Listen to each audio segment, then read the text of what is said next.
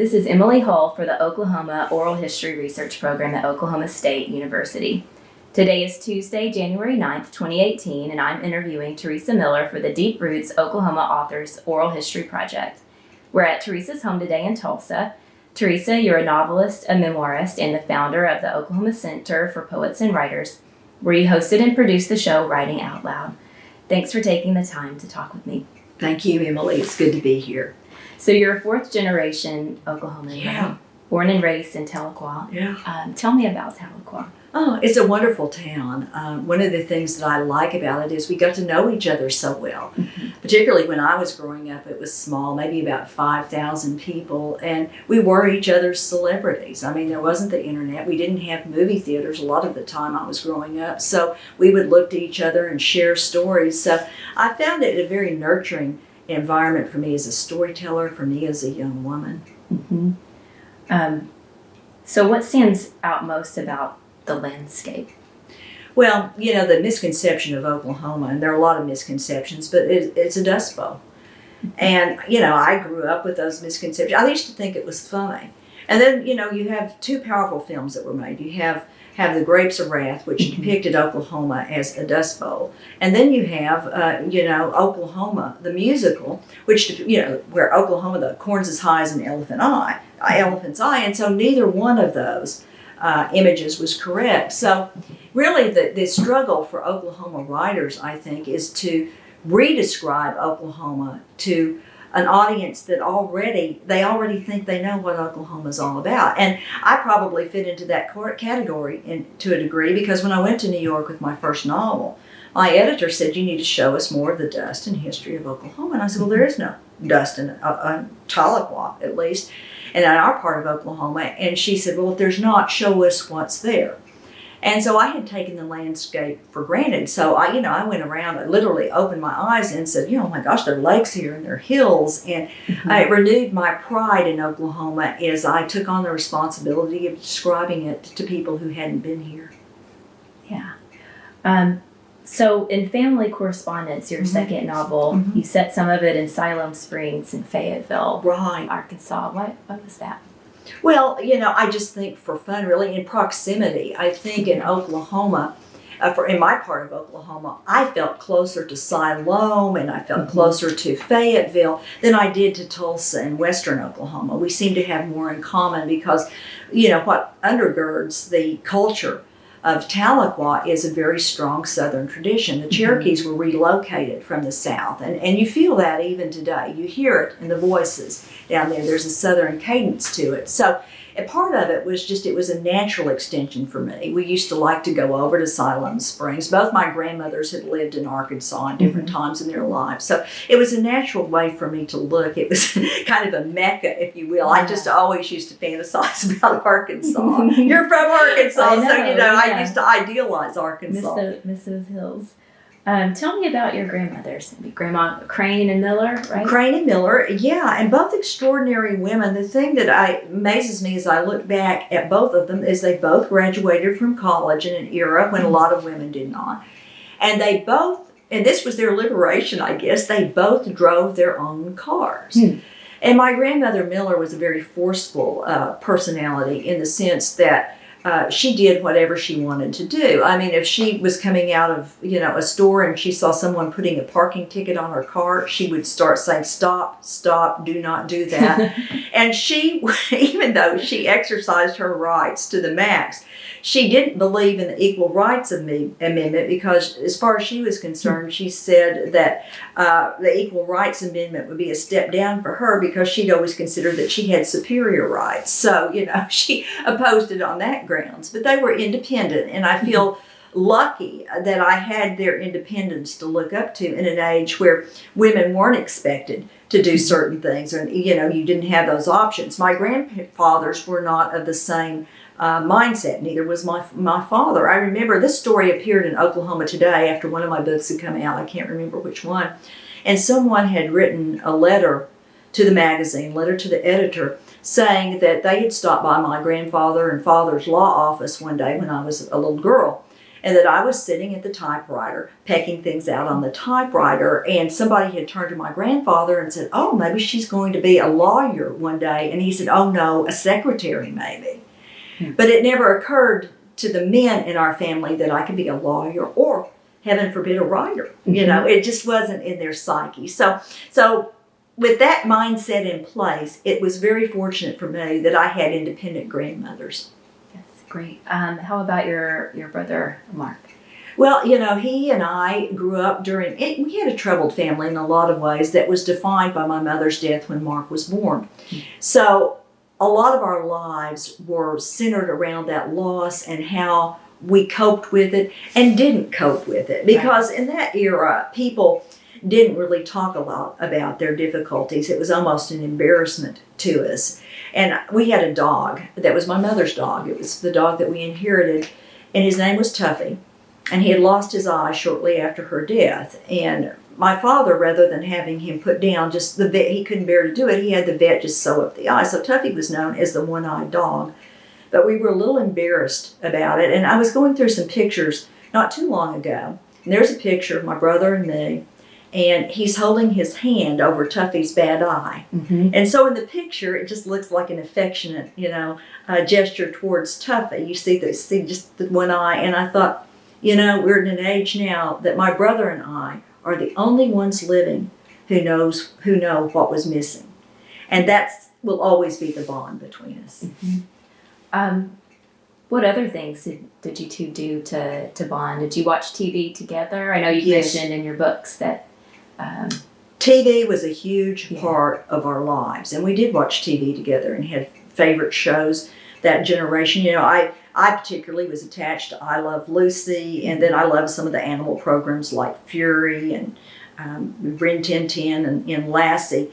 But, and we got addicted to soap operas, which is very peculiar for children, but we had no restrictions on television in our house whatsoever. I think my family was so aware of what we'd lost that they hated to put any kind of, curtail what we did that gave us pleasure in any particular way. And so the only show that was off limits in our home, and my grandmother put this one off limits, was The Waltons. Because she said we came from such a dysfunctional family that she felt watching a show like The Waltons would give me false expectations and put pressure on our more eccentric relatives to be nicer people, and that we just weren't up to that. So she came into my bedroom one day, and I'd been watching The Waltons, and she said, are you watching that show? And I said, yes. And then I flipped it to the Mod Squad, and there was a drug bust going down. And then, that satisfied her. That was more like it. Did you ever sneak over to a friend's house and try to watch it? Or? Oh, yes. And then, Emily, when I got older and was planning conferences and was bringing in well-known writers and other kinds of artists and celebrities, the first people I invited to come some of the first people I invited to come to Tulsa, what we called the Celebration Books, were Earl Hamner, who was the creator of the Waltons, and his voice always opened the show, wonderful voice. And then Ronnie Claire Edwards, who was one of the stars of the show. And Earl and I especially became close friends. He was a great writer, and I was in touch with him up to the time of his death, and we visited when I was in California various times. And so, it was a lifelong commitment. The other interesting thing about our early lives, and I mentioned something about soap operas, but we had housekeepers that came in and took care of us when my father was at work, and my grandmothers went about their various responsibilities, and our housekeepers were attracted to these daytime television shows, As the World Turns, Secret Storm, Edge of Night, that were all very dark and dreary and everything. But early on, I became so wrapped up into them, and there were always characters that were being killed off, and then a few weeks later they'd come back, and so guess what? They weren't dead after all. And for me, someone who had lost my mother, that became very formative for me in my thinking and in my imagination. I kept imagining that she would come back in that same way. And then later, and we would watch late night television all the time in the movies, I actually came to the feeling, because my family would not tell me that my mother was dead. My father wouldn't allow me to know that until I was a pretty big kid. So they just told me she'd gone away and wasn't coming back. And I was watching late night television, and the actress Jean Crane was on television. I got it in my mind, my mother's maiden name was Jean Crane, that was my mother. Mm-hmm. And so finally one day, my grandmother had to take me aside and she said, your mother's gone, and that woman that you're seeing on TV, that's not your mother. She's not coming back. So television was just, and it still is a big part of my life. I've always got TVs around me. Yeah, kind of a way to escape, sort of like, I mean, in a different way from books, but it's, in a way, it's a framework. Yeah, it's just another dimension to creativity. Yeah. How about books that you liked as a child? Is there a particular one that really just changed your thinking or your life? A couple. The series, the Nancy Drew series, I loved. And I know a lot of women writers have loved Nancy Drew because, again, these were written during an era when women were often expected, to be, whole away young women in home ec classes and to be making tea towels and learning how to make orange marmalade and things of that nature. And Nancy Drew was, took the initiative and did all kinds of things, and she had a cute little roadster and was driving everywhere. I also identified with her because her mother had died, and she was being raised by her father, who was an attorney, and a cranky housekeeper. Oh, wow. Yeah, so I related to that. The other book that had a really profound influence on me, just because it was so extraordinarily beautifully written, was A Tree Grows in Brooklyn by Betty Smith. And, I just read that and I just kept thinking how beautiful the language was. There's a little poem or epigraph that opens the novel about, I can't quote it exactly, but there's a tree that grows in Brooklyn and how it pushes through the cement and all of that. But it's not viewed as extraordinary because it's so common or something like that. And that spoke to me on so many, many levels. And I learned then how much I just enjoyed the sound of beautiful words coming together.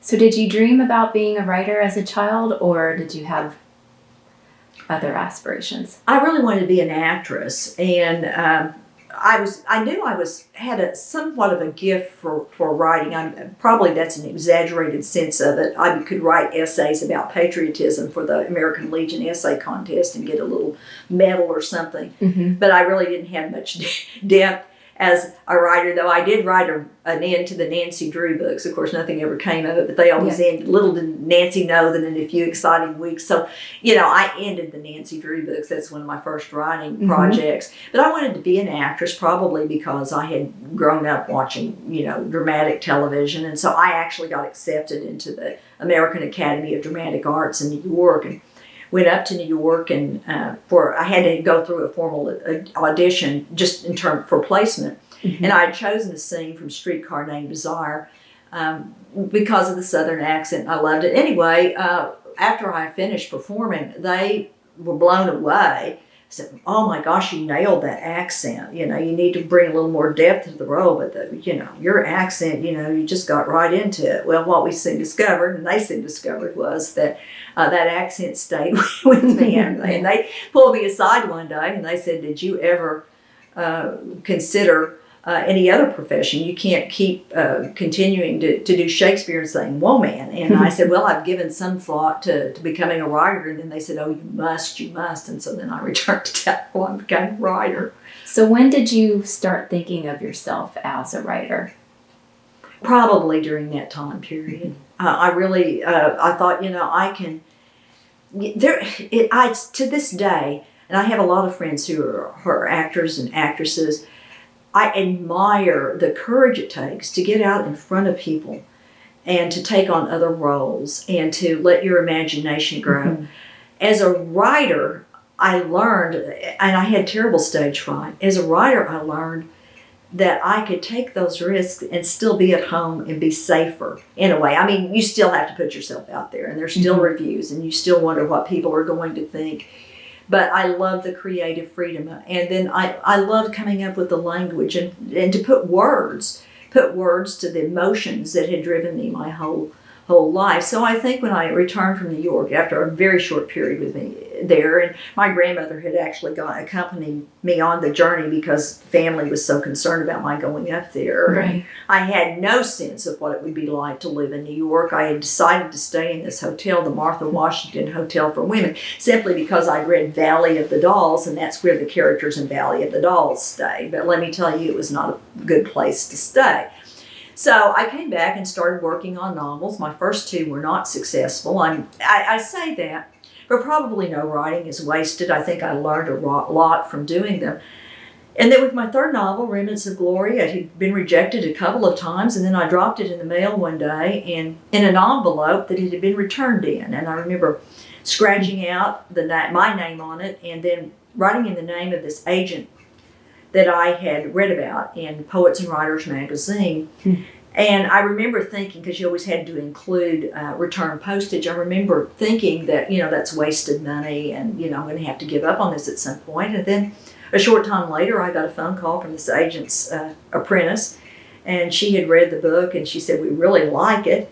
And they said they thought they could sell it, and within a month they had sold it. Wow. And I mean, it's the chances of that happening. They had just pulled it out of a slush pile, and it winning the lottery almost. It really was for a writer, because they typically didn't do that. It was before Memorial Day weekend, and they just reached in and pulled one out. Wow. And the critic in Tulsa made the comment that it was the equivalent to being struck by lightning. I mean, the chances of that happening, but. They did sell it, and, it was a wonderful experience. Kind of funny. People in Tahlequah didn't know what to make of it. Mm-hmm. And so, the name of the imprint was Seaview Books, which I thought was so lovely and so poetic, a view from the sea and all that sort of thing. And I've been working for Seaview for some time when it came to the point where I was going to receive a check. And then I learned that I was actually working for Playboy Enterprises, that Seaview was just an imprint of Playboy.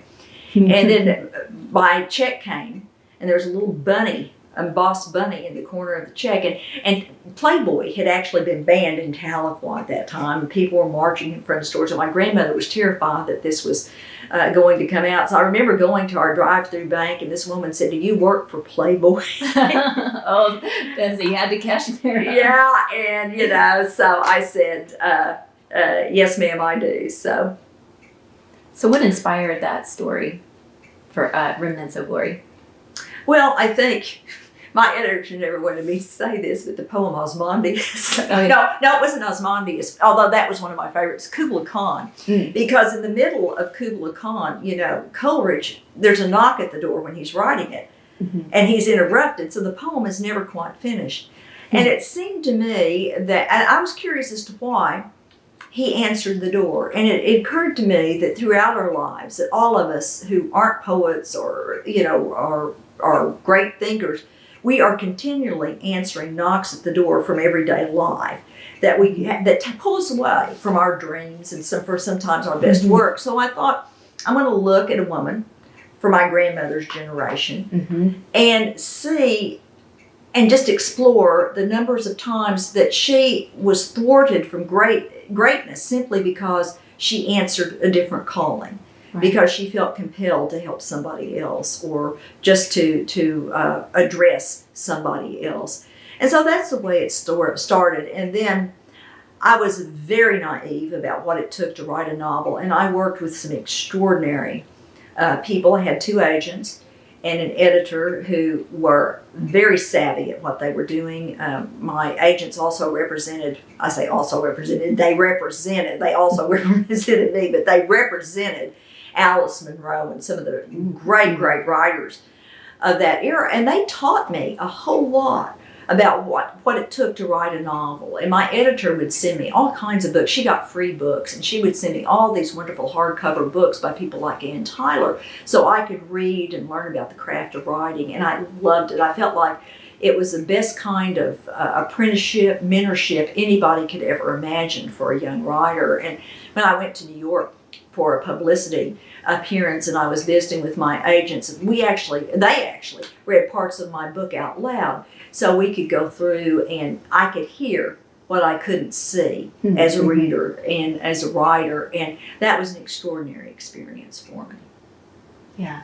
Speaking of the main character in that book, Kate Dexter, just had some questions about her and how maybe we can interpret just how she was. So I've read maybe from other people or critics that she's a survivor.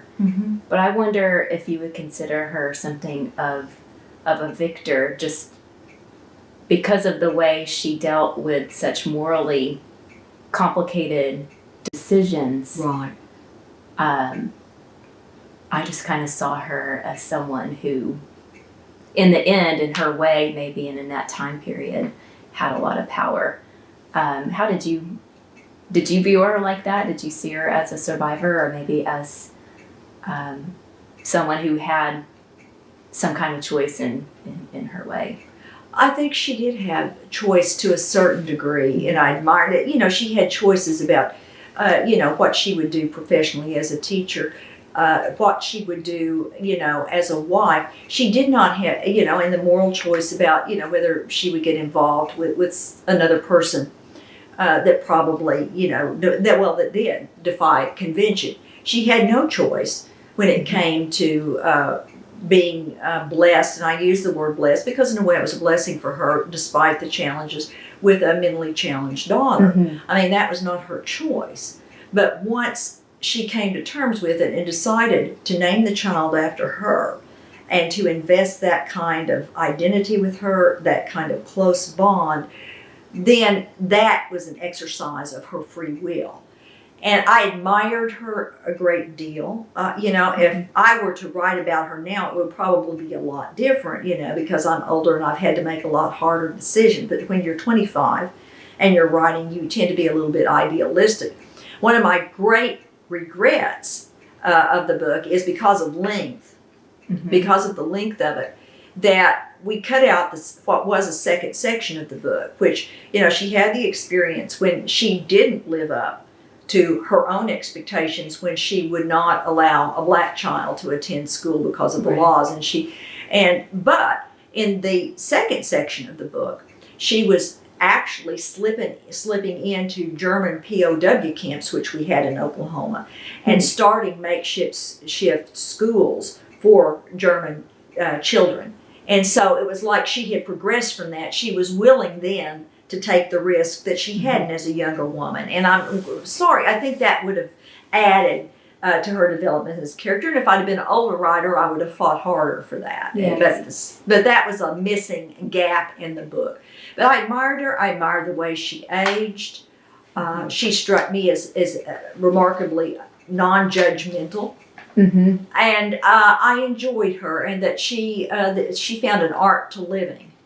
And I think my favorite part of the book was her relationship with her daughter, Katie. I had a friend whose sister worked with savants at the University of Oklahoma and was able, they were fantastic in some of their abilities. I mean, if you give them any date, they could tell you what year it was. I mean, what day of the year it was. Like it was Monday or Tuesday. You say January the 12th, they could say Tuesday. They knew. It could even account for leap years. It's just fantastic. And I was amazed by that. And so then you have this child who has so much potential in some ways and is so challenged in others, and particularly the moral aspect of it. And what do you do as a parent in those circumstances? So I loved working with that.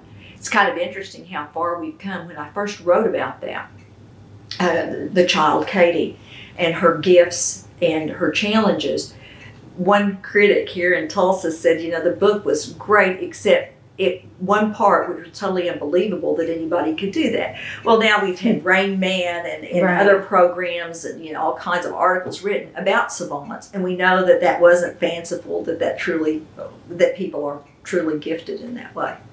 Yeah. Right, thank you for that. How do you deal with critics? Oh, not well. Better now. I mean, but when I first started, of course, I wanted everybody to love the book, and it hurt me when they didn't. And even though it came across to me as a young writer that after the book came out, that writer in Dallas said one of the book's outstanding achievements was its dialogue. And then a writer in Denver, and see, I remember all this. Yeah, I remember it right. years later, 30 plus years later.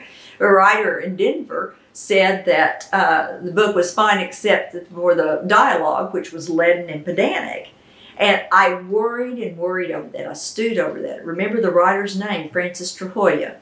And my father knew that that was my weak spot. So whenever we would get into arguments of any length, he would always bring them to an abrupt halt by saying, well, you're sounding awfully leaden and pedantic to me. No. It was my Achilles, writer's Achilles heel. Yeah. Do you think that, what led to your writer's block? Because you wrote about that later in your memoir. It was significant. It was like we're talking years and years. Yeah. Right when I was poised, to do another book, other editors were interested. My book had done fairly well. It was the lead paperback book for Berkeley after it came out in hardcover. So there was great expectation. I was young. I remember my agent telling me one day in her home, she said, a lot of writers have what they call the second novel syndrome. I've never heard of it. And I said, what's that? And she said, well, they write their first book and then they don't have anything else. They don't feel they can share any other stories, that somehow they're burned out. And she said, that'll never happen to you. Well, it happened to me right that moment. Oh. And I think part of what the problem was, I deluded myself with my first book in saying that, it was not autobiographical at all. And it was, to a certain extent, but I refused to draw on the material, or thought I was refusing to draw on the material of my own life. Mm-hmm. And because of my unwillingness to do that, and because of the hurt I was afraid probably that would bring me, I didn't draw on it. And so that I was blocked because I couldn't tell the most important story of my life, or thought I couldn't. And then nothing else seemed to matter. And it was only as I grew older and embraced my own story and found the courage to move forward with that. And I say courage, not that I was a brave person, but I think we all have to exhibit courage in embracing who we are and what we are. Emily Dickinson says, ourselves behind, ourselves concealed would startle most. And she said that she would rather meet a burglar, an armed burglar out in an alley than to confront herself unarmed. Mm-hmm. And I think I was afraid to confront myself unarmed for a long time. And then actually writing the second book, which I clearly will state was very autobiographical, and then writing a memoir, which was all autobiographical, that I really kind of came to terms with my life in that way. And it was very hard to have that extraordinary, unexpected success, and then to have the absolute flip side of that when I'd have to struggle to write a sentence because I didn't think anything I had to say was of particular value. And here's kind of a funny sideline to that. My agents had told me after the first book came out to go to every bookstore I could find and sign as many copies of Remnants of Glory that I could, because in those days, not true anymore, but in those days, if an author signed a book, just put the name in it, then it couldn't be returned to the distributors. And so I went everywhere and signed books and signed books and signed books. Of course, the expectation was that would lead to more books and stuff, and then these books would be some sort of commodity.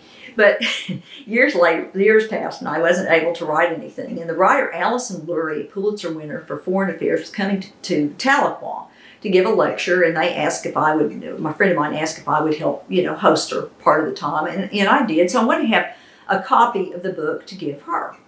Couple of copies actually for another person who was coming. And so I called used bookstores in and around Tulsa. We didn't have the internet in those days. And I called a store called First Edition. I said, do you have any books by Teresa Miller? And they said, well, we have 2 copies of Remnants of Glory. One's $25 and one's $5.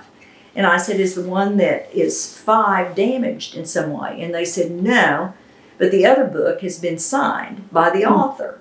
And I said, well, I am the author, and I said, and I'm broke, and it doesn't seem fair to me that I ought to have to pay $20 for my own signature. And they said, well, you do.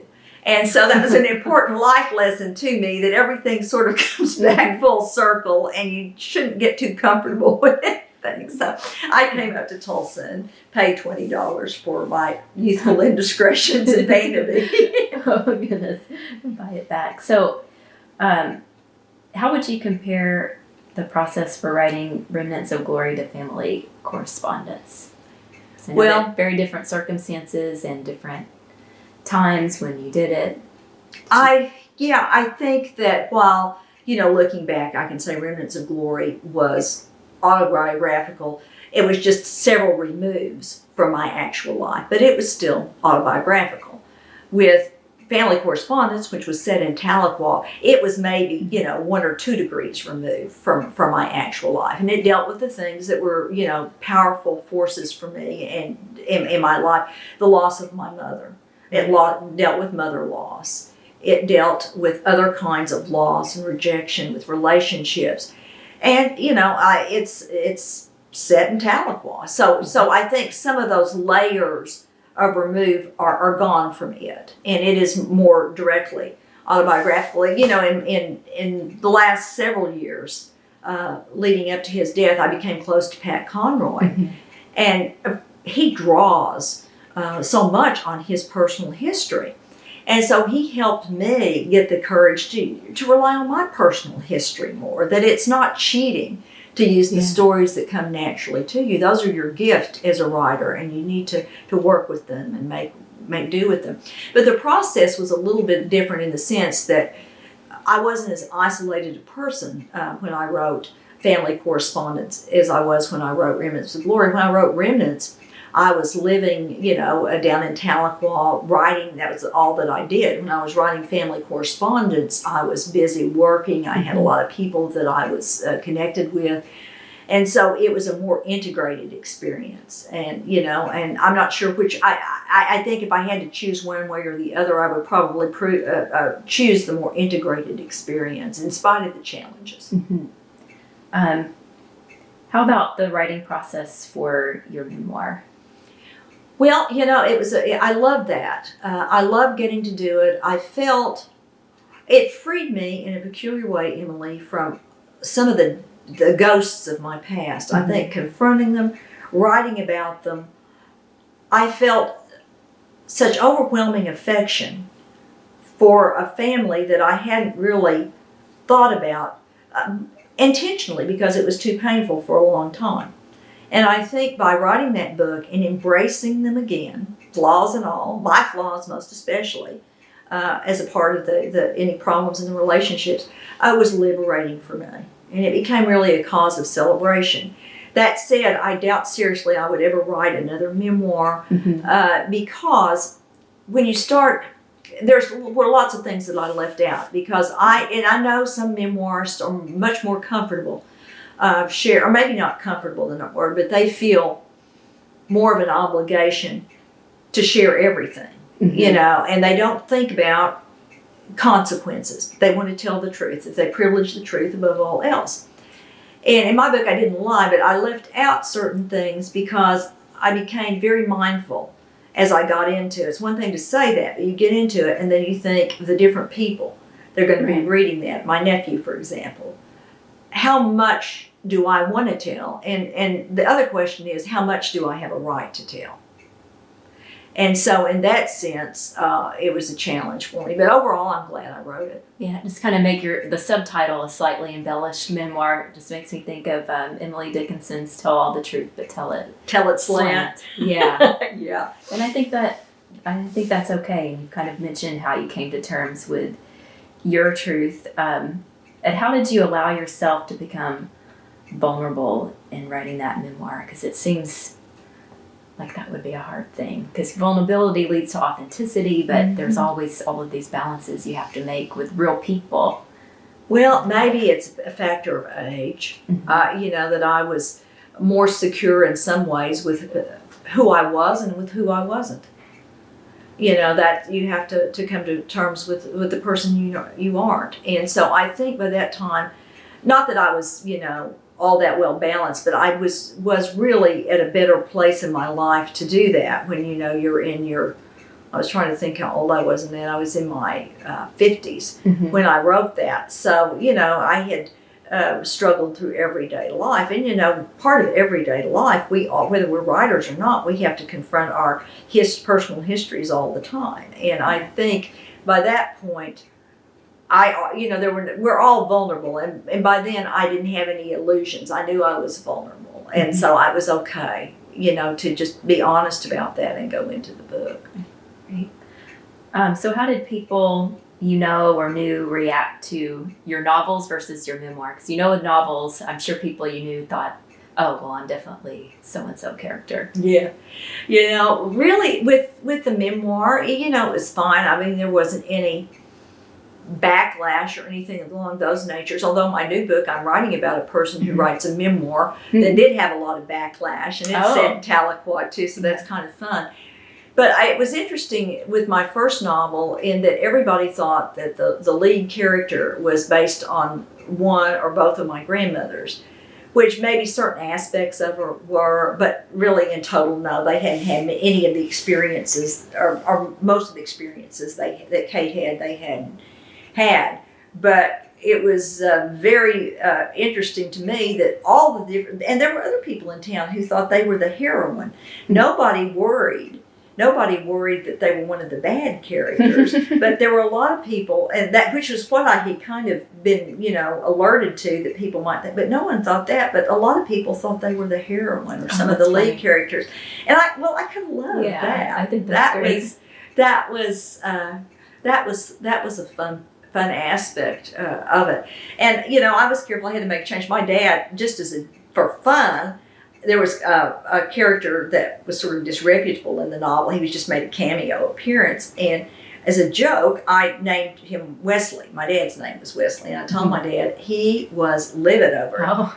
And so I went through, and in those days we didn't have it right on computers. So I didn't have files I could go through and change or anything. Oh. So I had to go through every page where his name was mentioned and use liquid paper.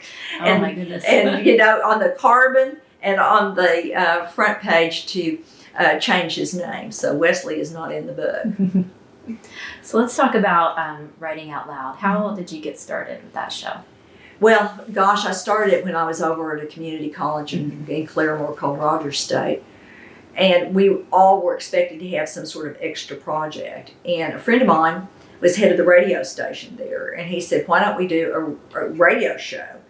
And I had read a book by Anna Quinlan called Living Out Loud. And so I just borrowed from that, spun that into writing out loud. And the idea was I was going to have creative writing students come on. And so we started out live radio. Mm-hmm. And we had a soap opera that we did as a part of it. And it was called In Search of Misfortune. Misfortune being a person. I can't remember what her name was. We'll say Sandra Fortune. Yeah. And then we did a sequel to it called The Return of Misfortune.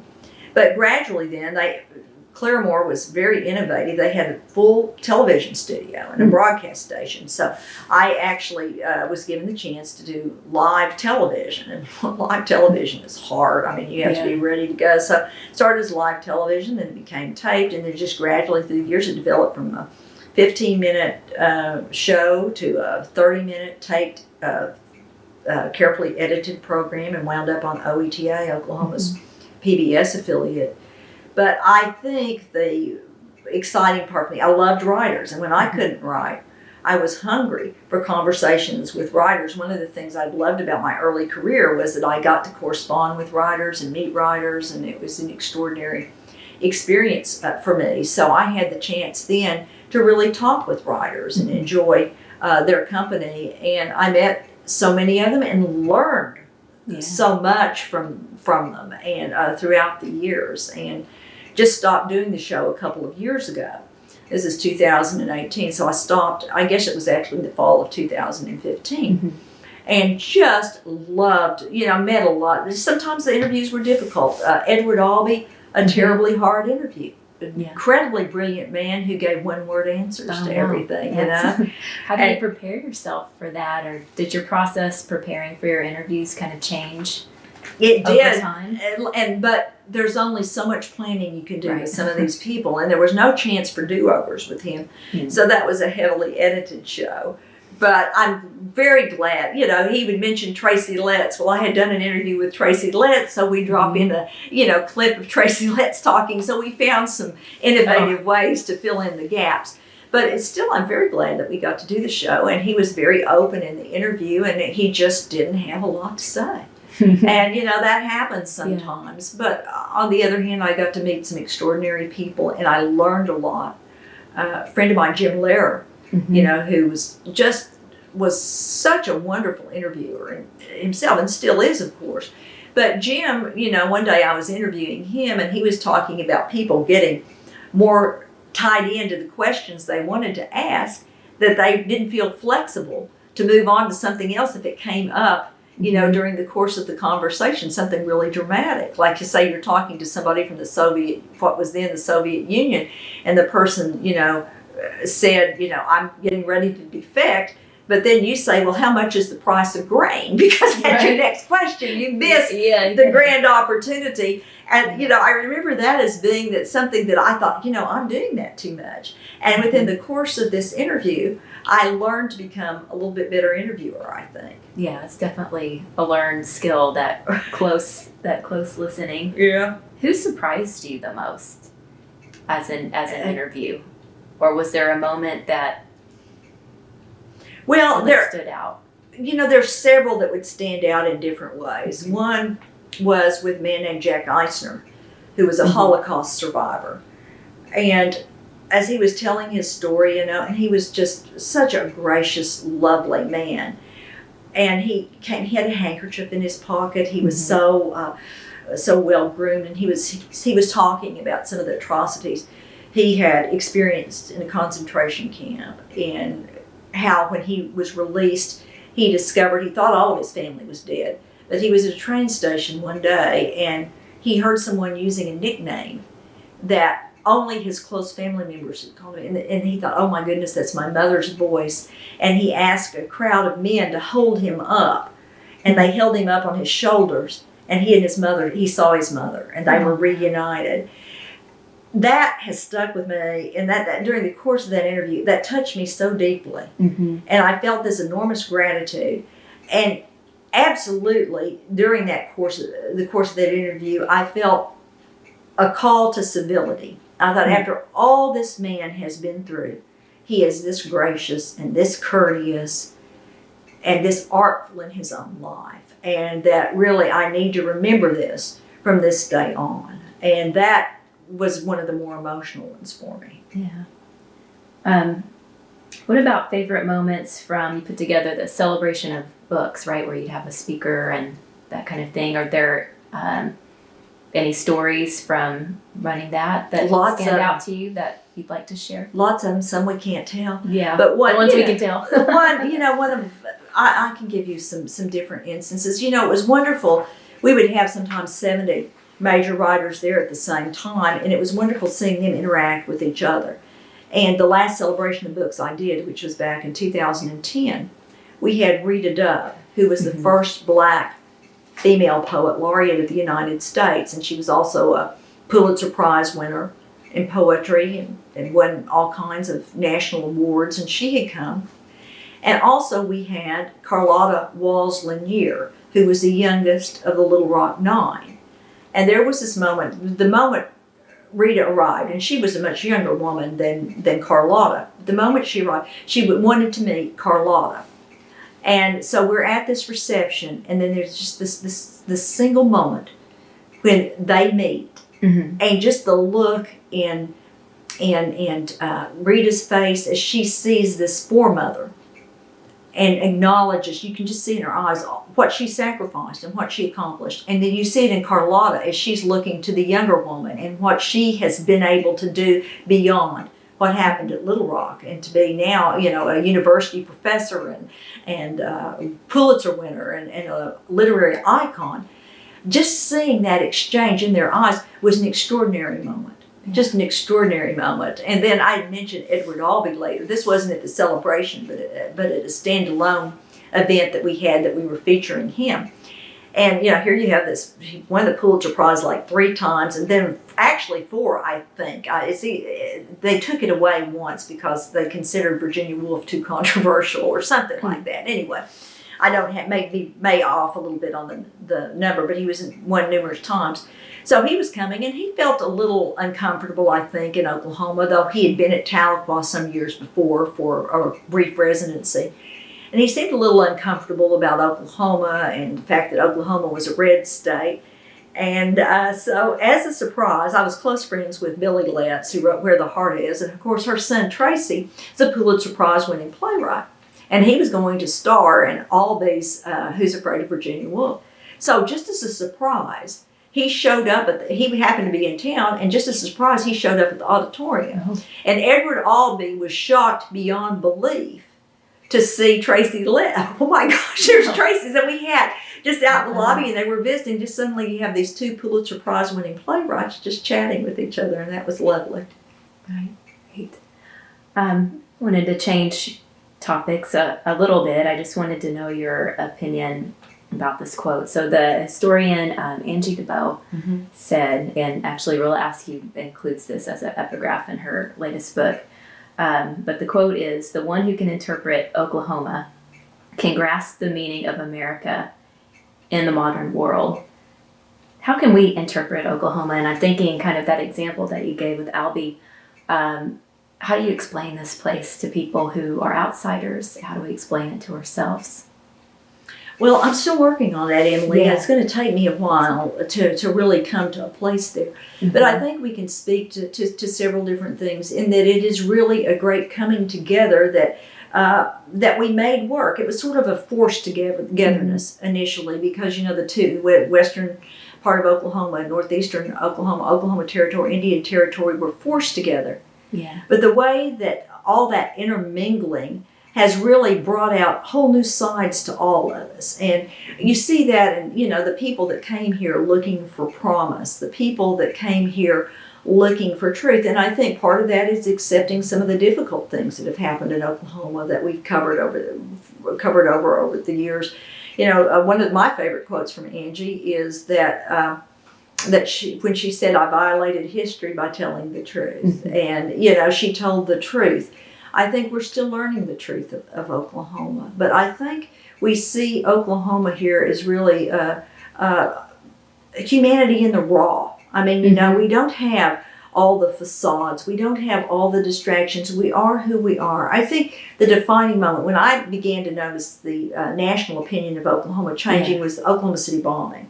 Right. Because people were so taken and touched by the way Oklahomans, our firefighters, our first responders dealt with that tragedy. Our leaders, whether they be Republican or Democrat, the way everybody came together and dealt with that, despite our distinction, despite whether we were Indian or African American or white or, Democrat or Republican, everybody coming together to deal with this greater injustice at that time. And I think that was a great, great turning point. I think Oklahoma has a long way to go. I think Oklahoma needs to discover itself.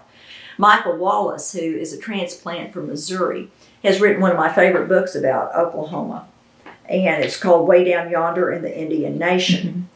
And he has a wonderful essay in it called Hidden Rhythms in Twilight Land, when he talks about all the different opposing people and ideas and cultures that have, tried to find a place for themselves in Oklahoma.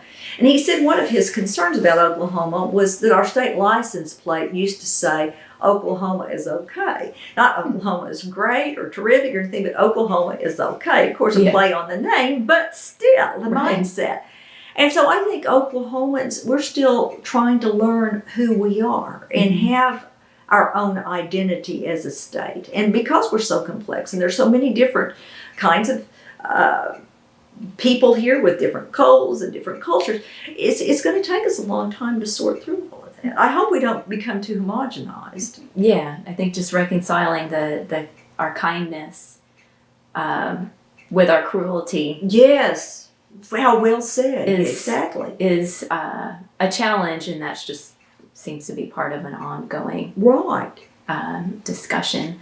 I also wanted to ask your opinion about a couple of other things, about women who write, especially women who write about a certain region or place. Do you think it's harder to get taken seriously as a woman author if you write about let's say like family and set your books in Oklahoma versus men, or?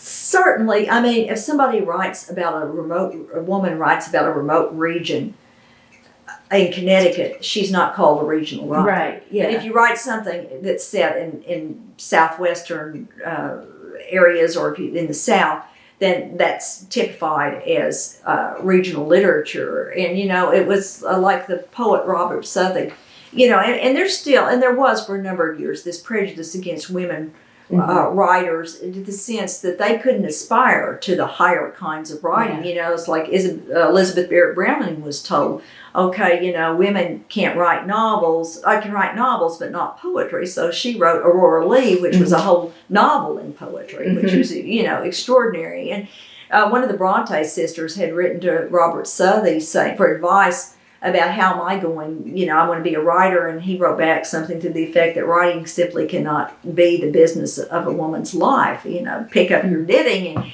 she wrote back that, or responded that, sometimes I try to not to think, but I can't help myself. I think. And so I think that enough women have followed through on that I believe now women are very well regarded as writers, and we have so many fine American writers, but it certainly wasn't the case for a while. And you think particularly for women of ethnicity, I think of Zora Neale Hurston, who wrote that extraordinary book. I think it's really the finest book I've ever read, Their Eyes Were Watching God. She was a genius. And yet, she died in obscurity.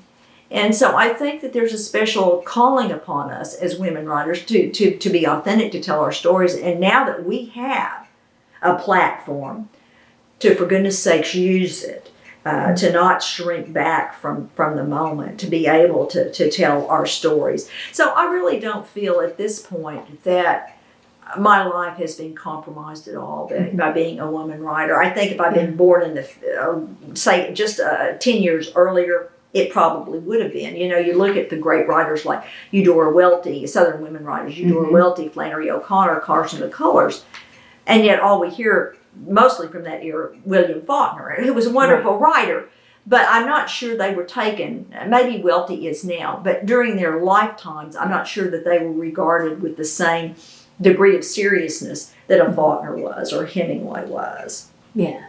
So we're making progress. I think we're making really great progress. Right. But like my friend Essie Hinton, when she wrote The Outsiders, the reason she used the name Essie Hinton was because her publishers didn't want anyone to know she was a woman. Yeah. They didn't think a book about boys would sell if it was written by a woman. And today I don't think that's true. I mean, look at the great women YA writers. Right.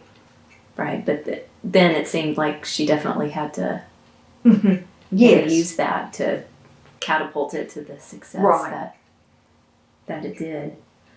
So what are you working on now? Working on a new novel called Provenance, and I'm going through some rough drafts and edits on that, and it is set in Tahlequah, and I'm having a lot of fun with it. It's about a person who wrote a memoir that stirred up the town in a way mine didn't. Great. But it's fun. I'm enjoying it and some of the different layers of it, and even trying to work in some social media metafiction that goes along with it. It's kind of fun. I'm experimenting with, and then. This is January, and in February I hope to start a new novel. And I'm also editing a book now. I'm an animal lover, and I'm editing a book with a good friend of mine called Love Can Be, which is from a Woody Guthrie commentary.